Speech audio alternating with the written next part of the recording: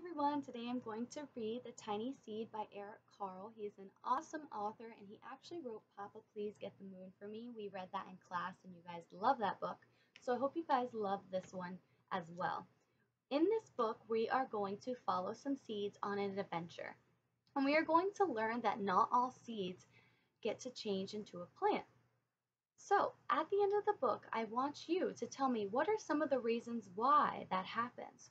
Why don't all seeds get to change into a plant? What happens to them? Let's find out.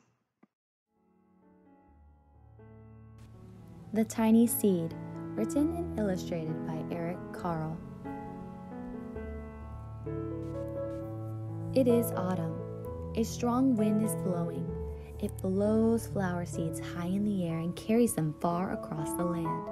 One of the seeds is tiny, smaller than all the others. Will it be able to keep up with the others? And where are they all going? One of the seeds flies higher than the others. Up, up it goes. It flies too high and the sun's hot rays burn it up, but the tiny seed sails on with the others. Another seed lands on a tall and icy mountain. The ice never melts, and the seed cannot grow. The rest of the seeds fly on, but the tiny seed does not go as fast as the others. Now they fly over the ocean.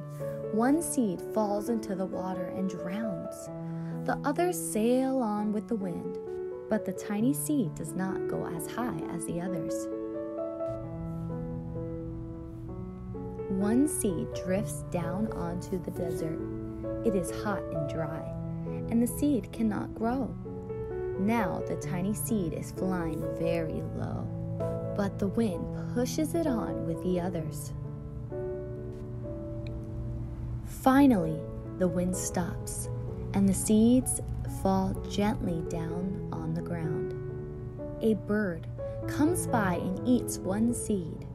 The tiny seed is not eaten. It is so small that the bird does not see it. Now it is winter.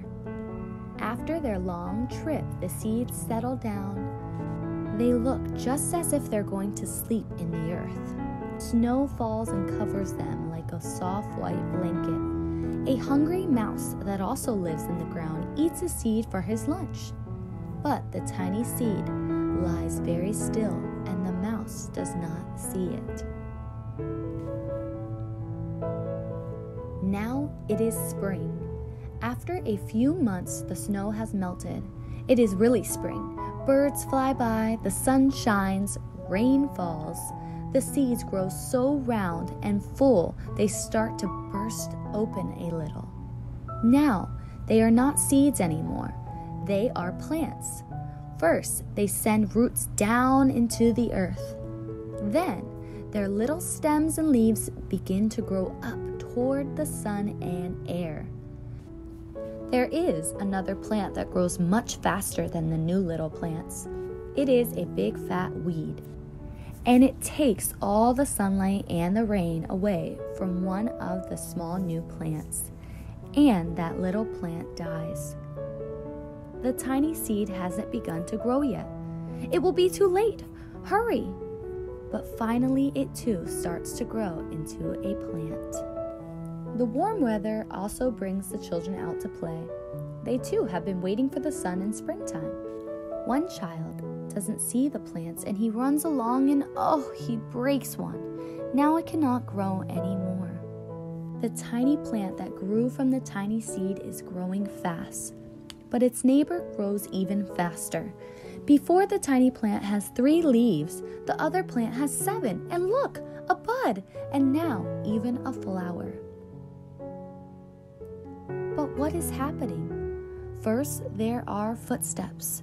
Then a shadow looms over them. Then a hand reaches down and breaks off the flower. A boy has picked the flower to give to a friend. It is summer. Now the tiny plant from the tiny seed is all alone. It grows on and on. It doesn't stop.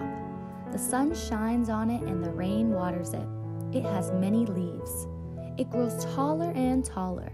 It is taller than the people. It is taller than the trees. It is taller than the houses. And now a flower grows on it. People come from far and near to look at this flower. It is the tallest flower they have ever seen. It is a giant flower. All summer long, the birds and bees and butterflies come visiting. They have never seen such a big and beautiful flower. Now it is autumn again. The days grow shorter, the nights grow cooler, and the wind carries yellow and red leaves past the flower. Some petals drop from the giant flower and they sail along with the bright leaves over the land and down to the ground. The wind blows harder. The flower has lost almost all of its petals. It sways and bends away from the wind, but the wind grows stronger and shakes the flower. Once more the wind shakes the flower, and this time the flower's seed pod opens. Out come many tiny seeds that quickly sail far away on the wind.